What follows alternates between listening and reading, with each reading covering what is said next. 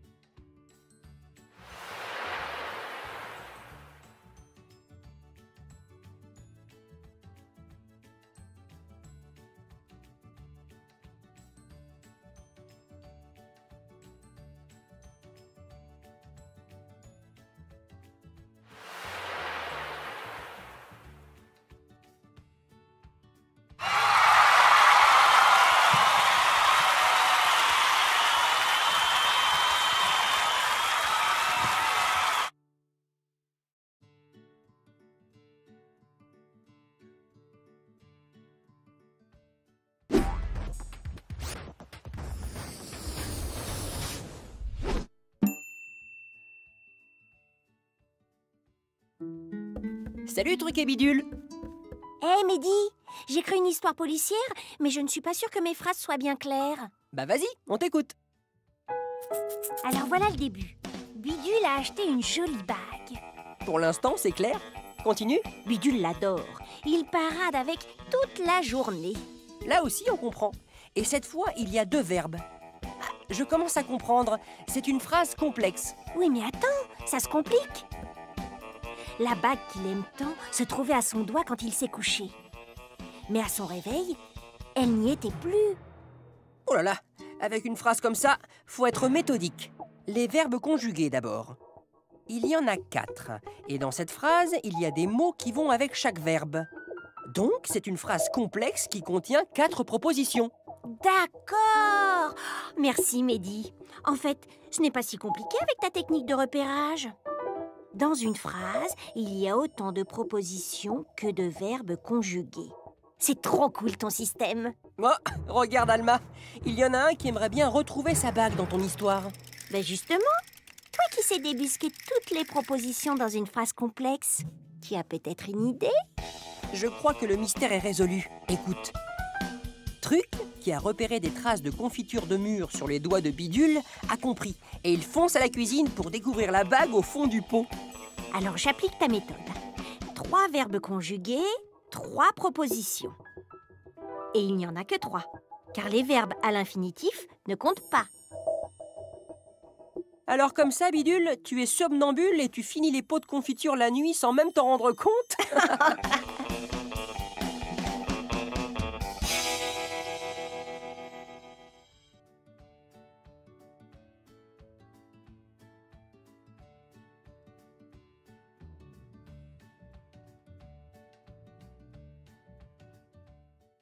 Tu vas bien regarder les phrases du karaoké.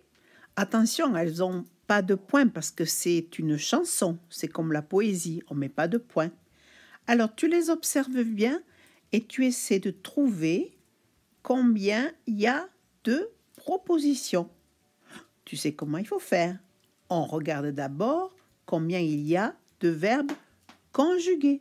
Et ainsi, on trouve combien il y a de propositions. À toi.